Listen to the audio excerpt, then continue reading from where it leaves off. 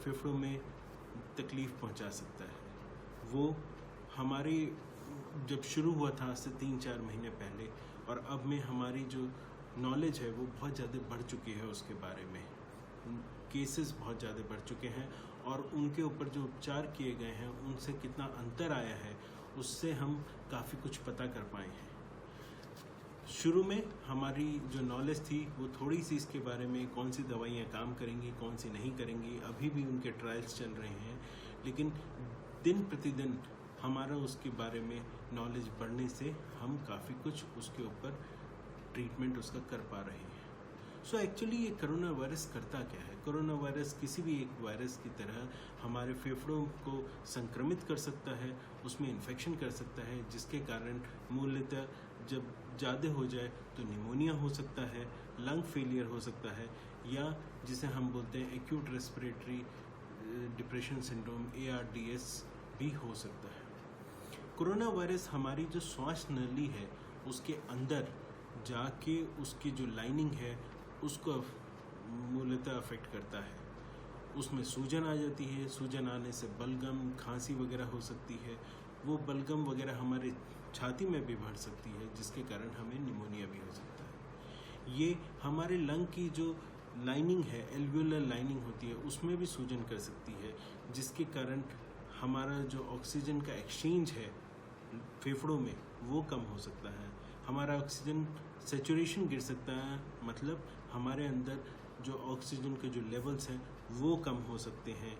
Pneumonia हो सकता है, और जब ये निमोनिया और ऑक्सीजन सेचुरेशन दोनों कम हो जाएंगे तो हमें लंग फेलियर या ARDS के पैटर्न में भी पहुंच सकता है। यही समय है जब एक पेशेंट को हमें वेंटिलेटर पे रखना पड़ता है, उसको कृत्रिम सांसें देनी पड़ती हैं, कृत्रिम ऑक्सीजन उसको सप्लाई करना पड़ता है उसकी बॉडी के लिए, और यही मेन कारण है जो कि इन पेशेंट्स में जानलेवा साबित हो रहा है। कोरोना वायरस में एक और तकलीफ हो सकती है, अगर ये इन्फेक्शन हमारे रक्त में फैल जाए, ब्लड स्ट्रीम में चारों तरफ चला जाए, तो वो बाकी अंगों में भी जाके इन्फेक्शन कर सकता है, जिसके कारण हमारे पूरे शरीर में इन्फेक्शन के कारण हमारे विभिन्न अंग काम करना कम कर सकते हैं, बंद कर सकते हैं, जिसे हम मल्टी ऑर्गन फेलियर कहते हैं, और उसके कारण भी एक पेशेंट की मृत्यु हो सकती है। सो आखिरकार कोरोना वायरस किस चीज़ पे होता है? एक आदमी को बिल्कुल कोई दिक्कत नहीं होती है, थोड़ा सा असिम्टोमेटिक रहता है, या किसी को सिर्फ बुखार होता है और दूसरे व्यक्ति को वेंटिलेटर पे जाने की नौबत आ जाती है। इनमें कुछ कारण होंगे जिनके कारण ये इतना वाइड वैरायटी है, इतनी ज़्यादा हम केसेस के डिफरेंस देखते हैं। सबसे कॉमन है वायरल लोड।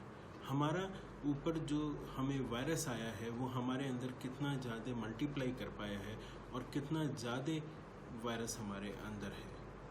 वायरस एक बहुत सूक्ष्म ऑर्गेनिज्म होता है। ये मानिए कि पूरा वर्ल्ड को जो संक्रमित कर रहा है वो मैक्सिमम कुछ ग्राम वायरसेस ही काफ़ी हैं इसलिए तो क्या होता है कि ये वायरस लोड जितना ज़्यादा हमारे शरीर में रहता है, हमारे सिम्टम उतने ज़्यादा भयंकर होने के चांसेस होते हैं। किस चीज़ पे ये डिपेंड करेगा? ये उस चीज़ पे डिपेंड करेगा कि हमारे अंदर पहले से कोई मौजूद प्रॉब्लम्स हैं या नहीं हैं। अगर किसी को अस्थमा है, फेफड़ों की पहले से कोई बीमारी है, तपेदिक या टीबी रही है और उसको प्रॉब्लम रही है, या कोई और बीमारियां हैं जैसे कोई प्रीवियस कैंसर है, उसकी कीमोथेरेपी चल रही है, या क्रॉनिक रीनल फेलियर है और डायलिसिस पे है, या महज एक डायबिटीज़ है और उसकी गोलियां खा रहे हैं। सो ये सारी कोमॉर्बिडिटी हमें ज़्यादा प्रोन करती हैं इस इन्फेक्शन को और इस इन्फेक्शन के खतरनाक लक्षण को। ये हम इसलिए डिस्कस करेंगे क्योंकि फिर हम कर क्या सकते हैं इसके बारे में। और तीसरा कि हमें इम्यूनिटी, हमारी प्रतिरोधक क्षमता कितनी ज़्यादा है। जितनी ज़्यादा प्रतिरोधक क्षमता रहेगी, जितनी अच्छी रहेगी, हम उतना अच्छा कर पाएंगे, हम उतना ज़्यादा इस वायरस से लड़ पाएंगे। और सबसे इम्पोर्टेंट, जब हमें वायरस का संक्रमण हो जाए तो क्या हमारा उस समय ट्रीटमेंट कितना सही तरीके से हो पाता है, क्या अच्छा ट्रीटमेंट हो पाता है, हम अपना ख्याल किस तरह से रख पाते हैं, असल में वो एक बहुत बड़ा फैक्टर है जिससे कि हम आने वाले टाइम में इससे लड़ पाते हैं। नेक्स्ट कि क्या हम कर सकते हैं इसके बारे में। पहला, जैसे कि हम सबको ज्ञात है कि हमें अपनी मास्क यूज़ करना है अगर हम बाहर जाते हैं। फिज़िकल डिस्टेंसिंग सबसे इम्पॉर्टेंट है। हम किसके कांटेक्ट में आ रहे हैं, हमें वायरस को फैलने से रोकना है अपने लिए और दूसरों के लिए, ये सबसे इम्पॉर्टेंट है। उसके बाद आता है कि हमारे अगर कोई बीमारी है, अस्थमा है, डायबिटीज़ है या कोई और भी हमारे कोमॉर्बिडिटी हैं जिसके लिए हम दवाइयाँ खाते हैं, हमें उसका ख्याल रखना पड़ेगा, हमें उसको कंट्रोल में रखना पड़ेगा, हम उसको छोड़ नहीं सकते। अगर हमारी जो पुरानी बीमारियां हैं वो तरीके से कंट्रोल में रहेंगी और हम उसका ध्यान रखेंगे तो हमारा इम्यूनिटी प्रतिरोधक क्षमता कम नहीं होगी, और अगर वो कम नहीं होगी तो हमें वायरस इन्फेक्शन के भयंकर लक्षण होने के चांसेस कम हैं। क्या हम और कुछ कर सकते हैं? क्या हम अपनी इम्यूनिटी बढ़ा सकते हैं? डेफिनेटली हम अपनी इम्यूनिटी को अच्छा रख सकते हैं। इन्फेक्शन कब ज़्यादा होता है? जब हमारी इम्यूनिटी या प्रतिरोधक क्षमता कम होती है।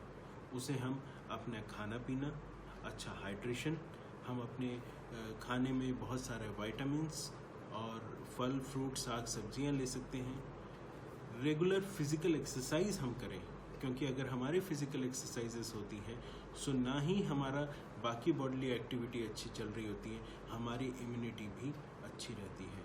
और बहुत बहुत इम्पॉर्टेंट है, बहुत ये ज़रूरी है ये समझना कि किसी भी तरह का स्ट्रेस, किसी भी तरह का मानसिक दबाव हमारी प्रतिरोधक क्षमता को सबसे ज़्यादा अफेक्ट करता है, सबसे ज़्यादा कम करता है। इसके लिए अपने आप को इस समय से बचाने के लिए अपनी मानसिक स्थिति को मजबूत रखें।